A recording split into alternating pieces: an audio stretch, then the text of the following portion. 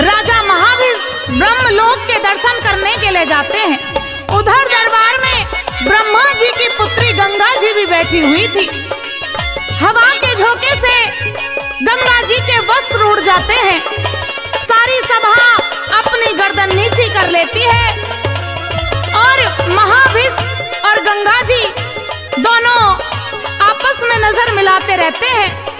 ब्रह्मा जी को इस बात का पता लग जाता है किस प्रकार से ब्रह्मा जी महाभिष को और गंगा को किस प्रकार से श्राप देते हैं। सुनेगा बाकी हवाला रागनी के माध्यम से क्या लिखा।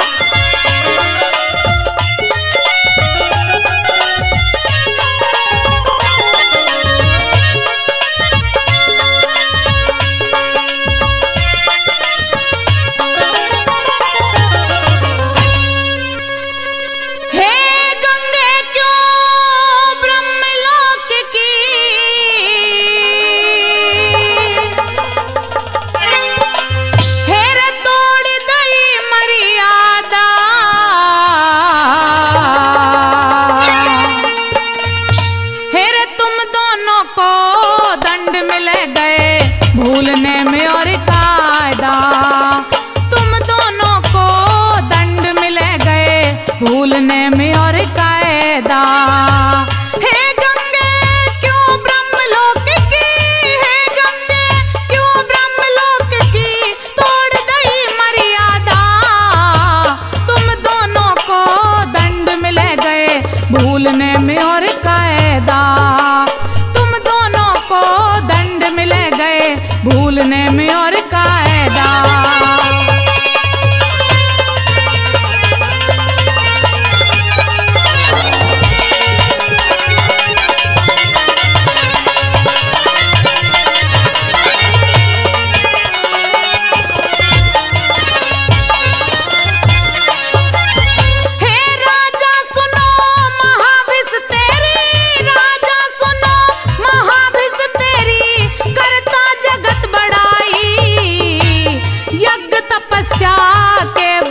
तने जगह स्वर्ग में पाई।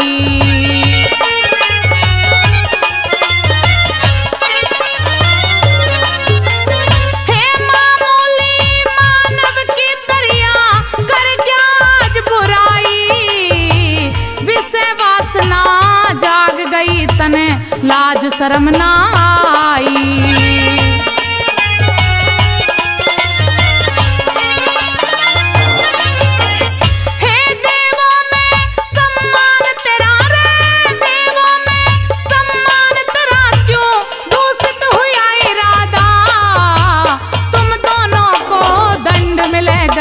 भूलने में और कायदा तुम दोनों को दंड मिल गए, भूलने में और कायदा।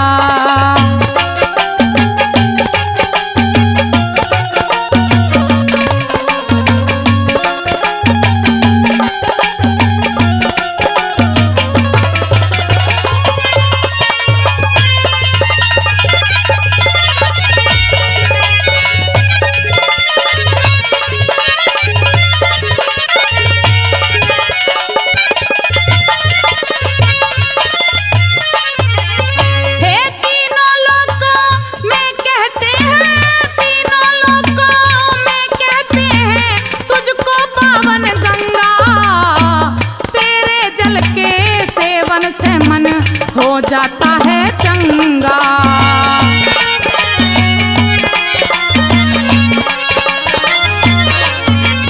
हे हवा चली गया खिसक वस्त्र तेरा, गात हुआ से नंगा। सबकी नाड़ झुकी लेकिन राजन बन गया लफंगा।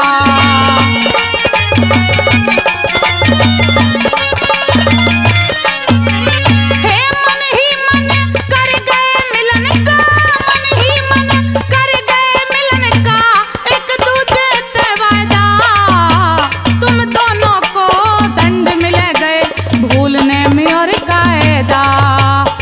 दोनों को दंड मिल गए, भूलने में और कायदा।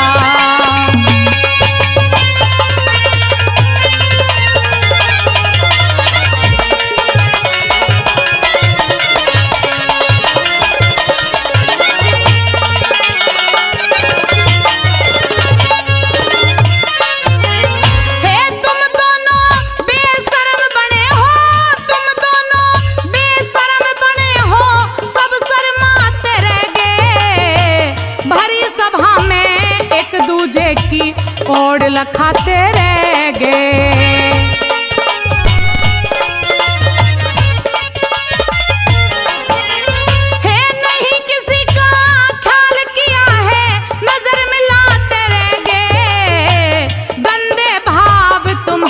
दिल में आते जाते रहेंगे।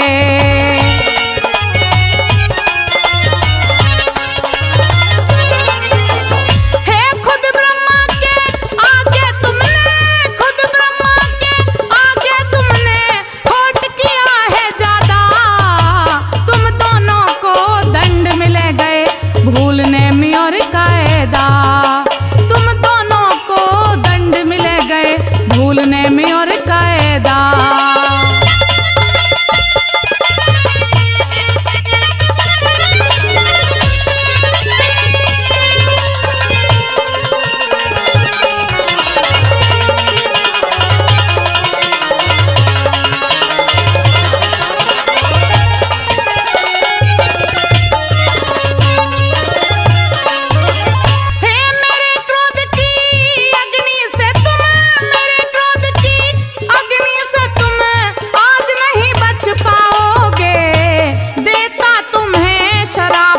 तुम मृत्युलोक को जाओगे।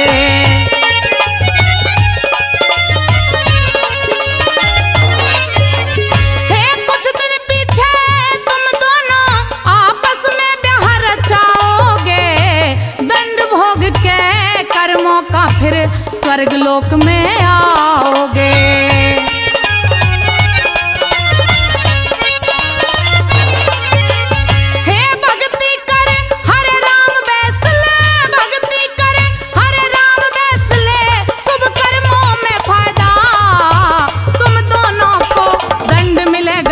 भूलने में और कायदा। तुम दोनों को दंड मिले गए भूलने में और कायदा। हे गंगे क्यों ब्रह्मलोक की, हे गंगे क्यों ब्रह्मलोक की तोड़ गई मर्यादा। तुम दोनों को दंड मिले गए भूलने में और कायदा। तुम दोनों को दंड मिले गए भूलने में और कायदा।